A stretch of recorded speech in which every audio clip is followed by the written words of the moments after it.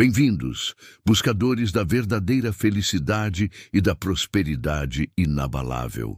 Hoje, mergulharemos em um dos textos mais poderosos e transformadores das Escrituras, um mapa para uma vida plena e abençoada. Preparem-se para descobrir os segredos de uma existência que floresce mesmo em meio às tempestades e que encontra na palavra eterna sua fonte inesgotável. Você está pronto para desvendar o Salmo 1 e transformar seu destino? Fique conosco, pois a verdade que liberta e eleva será revelada agora. A jornada da vida é um labirinto de escolhas, um campo minado de decisões que moldam nosso presente e escrevem nosso futuro. Em meio a tantas vozes, tantos caminhos que se abrem à nossa frente, como discernir a rota da verdadeira felicidade, da paz que transcende o entendimento? Milhares de anos atrás, um poeta inspirado pelos céus traçou um contraste vívido, uma divisória entre dois destinos, duas maneiras de existir que ecoam até os dias de hoje. Ele não falou de riquezas materiais, de poder temporal ou de fama passageira. Sua mensagem era sobre a essência, sobre a fundação, sobre a qual uma vida verdadeiramente próspera é construída. E essa fundação, amados, é a palavra de Deus. O Salmo 1 se abre com uma bem-aventurança, uma proclamação de felicidade que não é passageira, mas profunda e duradoura. Bem-aventurado o homem que não anda segundo o conselho dos ímpios, nem se detém no caminho dos pecadores, nem se assenta na roda dos escarnecedores. Parem e reflitam sobre cada verbo. Andar, deter-se, assentar-se. São estágios de envolvimento, de consentimento, de cumplicidade com aquilo que desvia o coração de Deus. Andar segundo o conselho dos ímpios. Quem são os ímpios? Não são apenas os criminosos notórios, mas aqueles que vivem como se Deus não existisse, como se a moralidade fosse uma invenção humana e o prazer imediato a única meta.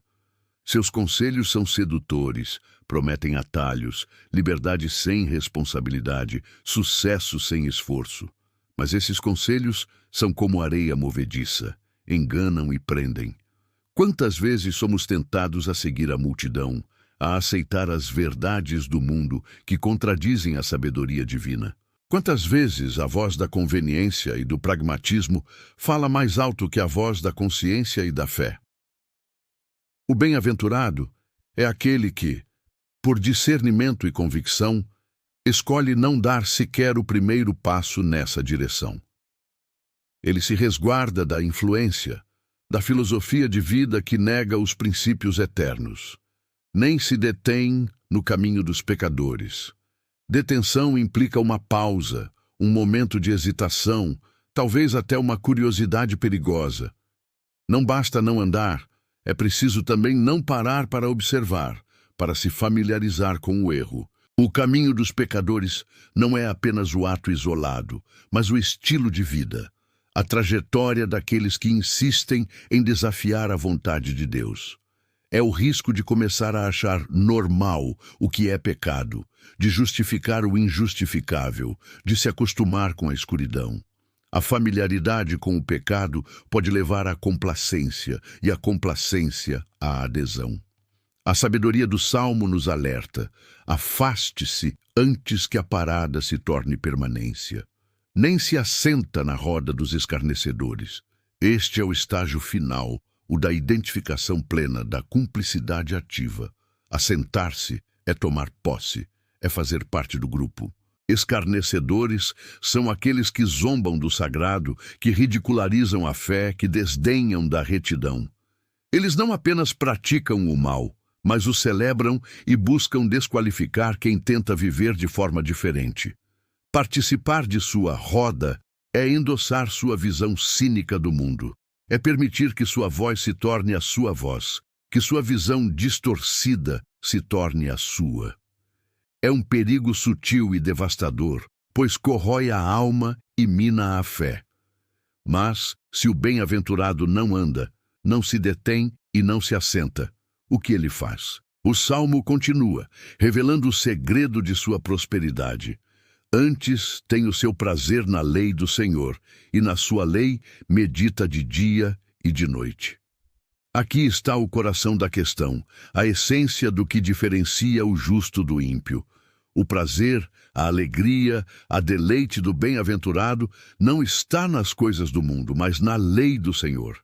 Ter prazer na lei do Senhor não é um fardo, uma obrigação religiosa, mas uma escolha de amor. É encontrar alegria em conhecer a Deus, em entender seus propósitos, em alinhar a própria vida aos seus preceitos. Não é apenas ler, mas amar o que se lê. É como um tesouro descoberto, uma fonte inesgotável de sabedoria e refrigério. E não se trata apenas de um prazer superficial, mas de uma meditação profunda, constante, de dia e de noite. Meditar não é apenas ler a Bíblia casualmente. Meditar é ruminar, é mastigar a palavra, é permitir que ela penetre na mente e no coração, transformando pensamentos, atitudes e comportamentos. É uma reflexão contínua, uma conversa íntima com Deus através de sua revelação. É o ato de interiorizar a verdade, de fazer dela parte integrante de quem você é. De dia e de noite, em todos os momentos, a palavra é o guia, o conselheiro, a fonte de inspiração. Na agitação do dia, ela oferece direção. No silêncio da noite, ela traz paz e consolo. E qual o resultado dessa vida enraizada na palavra de Deus? O Salmo 1 nos oferece uma imagem poderosa. Pois será como a árvore plantada junto a ribeiros de águas, a qual dá o seu fruto na estação própria, e cujas folhas não caem, e tudo quanto fizer prosperará. Imagine uma árvore vigorosa, com raízes profundas, absorvendo constantemente a água de um ribeiro. Essa árvore não depende da chuva ocasional, das estações secas ou da fertilidade do solo superficial. Sua fonte de vida é constante, garantida. Assim é o homem que medita na lei do Senhor. Ele não é afetado pelas secas espirituais, pelas crises da vida, pelas flutuações das circunstâncias. Sua vitalidade vem de uma fonte inesgotável, a palavra de Deus. Essa árvore dá fruto na estação própria. Isso fala de produtividade, de propósito cumprido, de vida que gera vida. Não em qualquer momento, mas no tempo certo, no tempo de Deus. Não há pressa, não há ansiedade. Há a certeza de que a semente plantada na fé, regada pela meditação, germinará e dará seus frutos no devido tempo, para a glória de Deus e para o benefício daqueles ao redor. E suas folhas não caem. As folhas são o símbolo da vitalidade, da aparência, da força. Em um ambiente árido, as folhas murcham e caem. Mas para a árvore junto aos ribeiros, há perene verdor. Isso representa a resiliência, a constância, a aparência de vida mesmo em tempos difíceis. É a paz interior que se manifesta exteriormente, a esperança que não se abala, a fé que permanece firme. Significa que a vida do justo não se desgasta, não perde o brilho, não cede ao desânimo. E tudo quanto fizer prosperará. Essa é a promessa grandiosa. Prosperidade aqui não significa necessariamente riqueza material abundante, mas sim sucesso no sentido mais amplo e profundo da palavra. Sucesso em propósito, sucesso em paz, sucesso em relacionamentos, sucesso em influência, sucesso em alegria. É a bênção de Deus sobre todas as áreas da vida daquele que busca primeiro o seu reino e a sua justiça. É a certeza de que seus esforços, alinhados com a vontade divina, serão coroados de êxito. Mas o contraste não poderia ser mais nítido. Não são assim os ímpios, mas são como a moinha que o vento espalha. A moinha é a palha leve e inútil que é separada do trigo. Sem peso, sem substância, é facilmente dispersa pelo vento, sem destino, sem propósito. Assim é a vida do ímpio. Sem raízes, sem fundamento, sem a verdade de Deus como âncora, ele é levado por toda e qualquer corrente, sem direção, sem estabilidade. Sua existência é marcada pela fragilidade, pela ausência de propósito, pela efemeridade.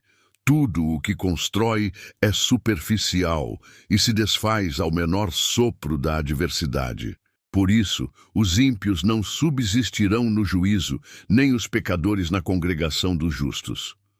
O juízo de Deus virá. Haverá um tempo de acerto de contas, onde cada vida será avaliada. Naquele dia, a diferença entre a árvore robusta e a palha inútil se tornará inegável.